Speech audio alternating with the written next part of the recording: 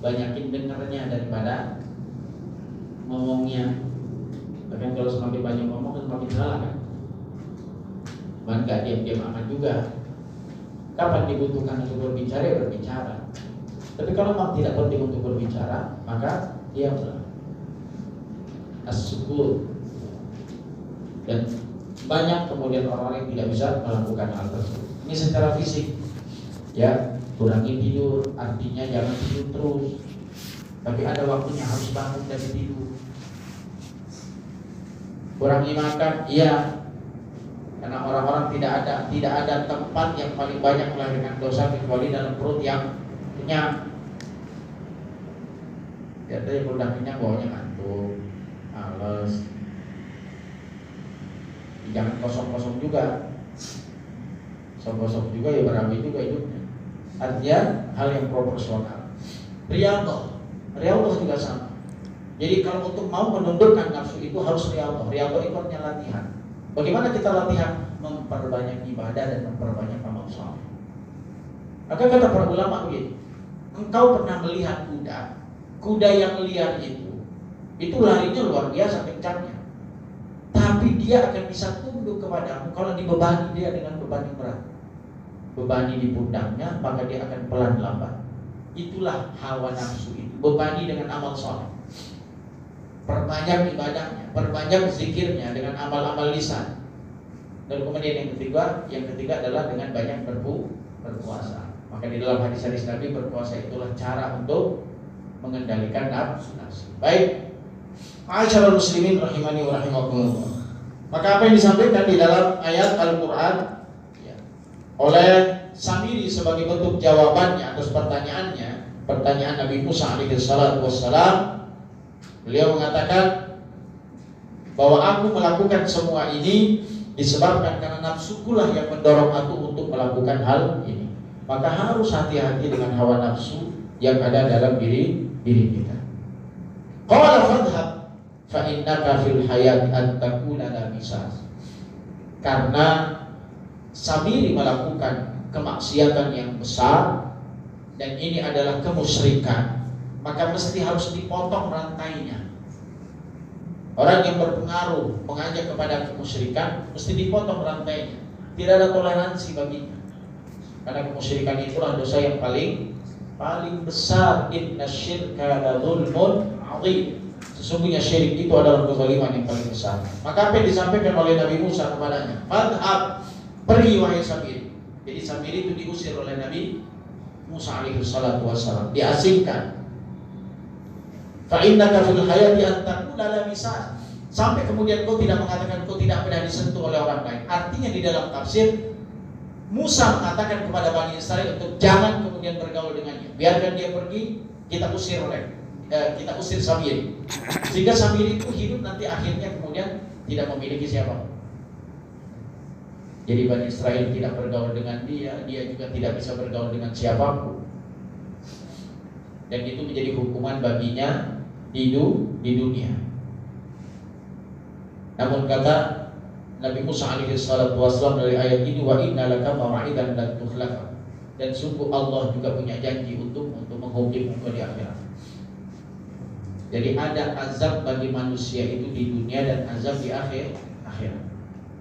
Jadi azab di dunia itu tidak akan selesai. Dan di akhirat itu Allah akan tambahkan azabnya.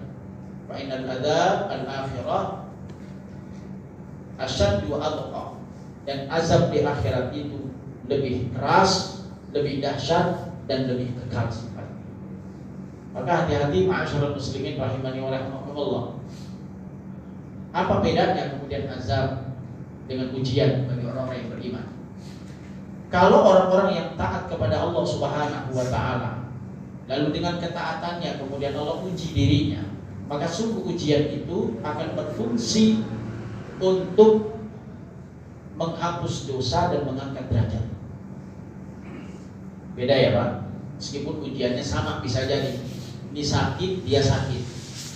Ada orang yang kemudian tidak beribadah kepada Allah, kafir kepada Allah, sakit. Orang mukmin juga sakit dengan sakit yang sama. Nilainya sama atau tidak?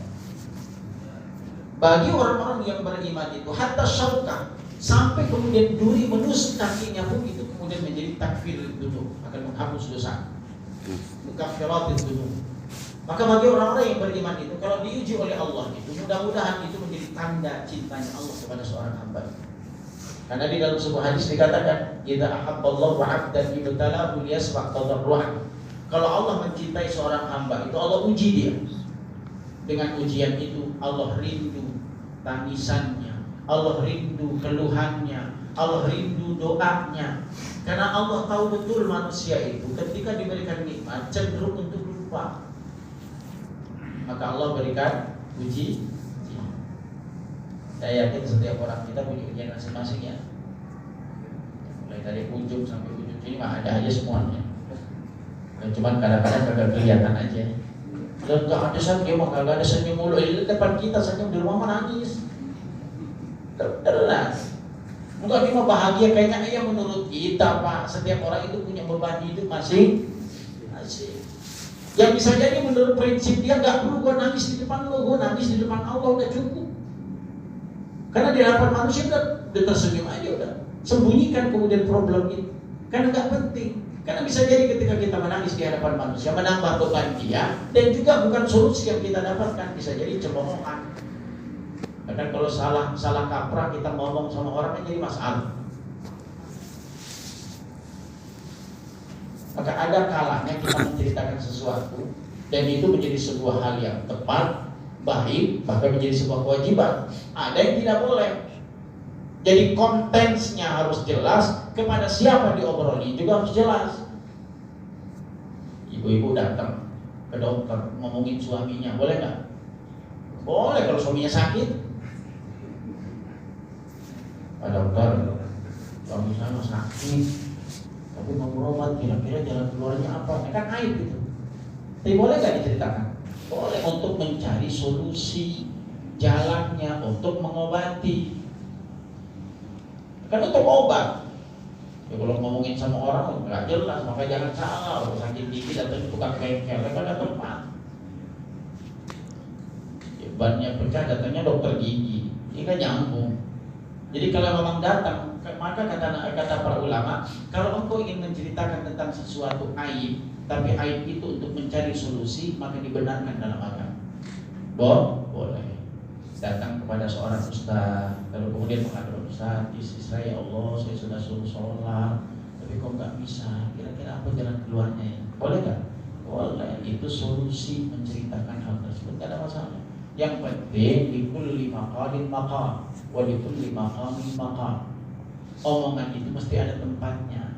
Kepada siapa kita berbicara itu mesti harus hati-hati. Nah, kita apa yang disampaikan ini? Disampaikan la misas. Dan kau tidak akan ini mawai dan tukhlifau, sungguh kau akan mendapatkan azab. Nah, bedanya kalau orang-orang yang beriman itu diberikan ujian oleh Allah, maka itu menjadi penghapus dosa, menjadi pengangkat derajat. Hingga nanti ketika dia menghadap kepada Allah, dosanya sudah terampuni seluruh. Maka nggak heran Pak ada yang minta sama Nabi, "Ya Rasulullah, boleh nggak aku meminta setiap hari untuk demam?" Kenapa? Karena demam itu mengurangi panasnya neraka.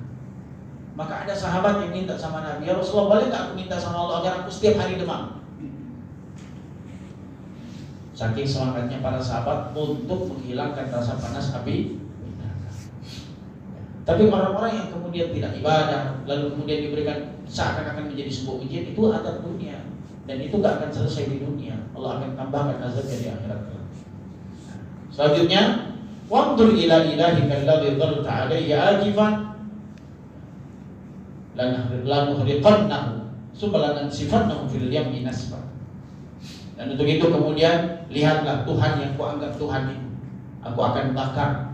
Lalu kemudian hasil bakarnya itu aku akan lemparkan di lautan sehingga hilang, tidak tersisa sedikit pun. Sikap yang dilakukan oleh Nabi Musa ini sikap tegas, sikap keras terhadap apa? Terhadap kemaksiatan. Ada istilah mudahanah, Pak. Hati-hati mudahanah. Boleh nggak kemudian kita toleransi terhadap kemaksiatan? Ini pembahasan terakhir. Boleh nggak kita toleransi terhadap kemaksiatan? Ada dua hal, ada mudarah, ada mudahanah istilahnya. Kalau mudarah itu adalah mulayanah wal mulaqqafah. Kita bersifat lembut untuk memperbaiki. Tapi ada sifat yang disebut dengan mudahan. Hati-hati. mudahanah itu dalam maknanya waddu law tudhinu fayudhinun. Ketika engkau toleransi kepadanya, maka dia menjanjikan aku juga akan toleransi kepadamu. Ini nggak bisa. Ya. Jangan sampai kemudian tarfuddin li salahid dunya. Kita meninggalkan agama untuk kemaslahatan dunia. Ini disebut dengan mudahan. Jadi bagaimana sikap kita? Harus punya sikap terhadap kemaksiatan. Udah, kalau itu menjadi kemaksiatan jangan toleransi. Udah. Kalau memang kita nggak sanggup untuk bergaul dengannya, maka tinggalkan kemaksiatan. Dan nggak perlu bergaul dengan orang bermaksiat kalau memang kita nggak sanggup untuk memberikan warna. Nah kalau kita sanggup memberikan warna, silahkan bergaul dengan tujuan kita bisa untuk mempengaruhinya menjadi orang-orang yang baik. Maka sikap Nabi Musa ini menjadi contoh ketegasan, apalagi terhadap kemusyrikan.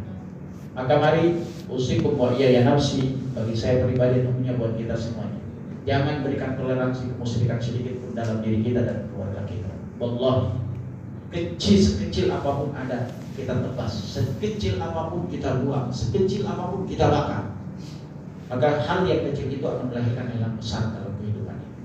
Maka mohon titip di dalam doa kita masing-masing, bukan hanya Allah berikan rezeki, tapi satu di antara doa juga yang kita minta kepada Allah adalah agar kita terhindar dari kemusyrikan, keluarga, famili dan sahabat-sahabat kita semua. Mudah-mudahan apa yang kami sampaikan pada pertemuan kali ini mudah-mudahan bermanfaat. Lain waktu dan kesempatan kita akan sambung. Semoga Allah berikan hidayah taufik dan hidayah kepada kita semua. Hadanallahu wa iyyakum ajma'in. Subhanakallahumma wa bihamdika asyhadu an la ilaha illa anta astaghfiruka wa atubu ilaik. Assalamualaikum warahmatullahi wabarakatuh. Banyakin dengarnya daripada ngomongnya. Bahkan kalau semakin banyak ngomong semakin salah kan. Cuman gak diam-diam aman juga. Kapan dibutuhkan untuk berbicara ya berbicara. Tapi kalau memang tidak penting untuk berbicara, maka diamlah. As-sukut. Dan banyak kemudian orang yang tidak bisa melakukan hal tersebut. Ini secara fisik. Ya, kurangi tidur, artinya jangan tidur terus. Tapi ada waktunya harus bangun dari tidur. Kurangi makan, iya. Karena orang-orang tidak ada tempat yang paling banyak melahirkan dosa kecuali dalam perut yang kenyang. Biasanya kalau udah kenyang bawahnya ngantuk, males. Jangan kosong-kosong juga. Kosong-kosong juga ya berabe juga hidupnya.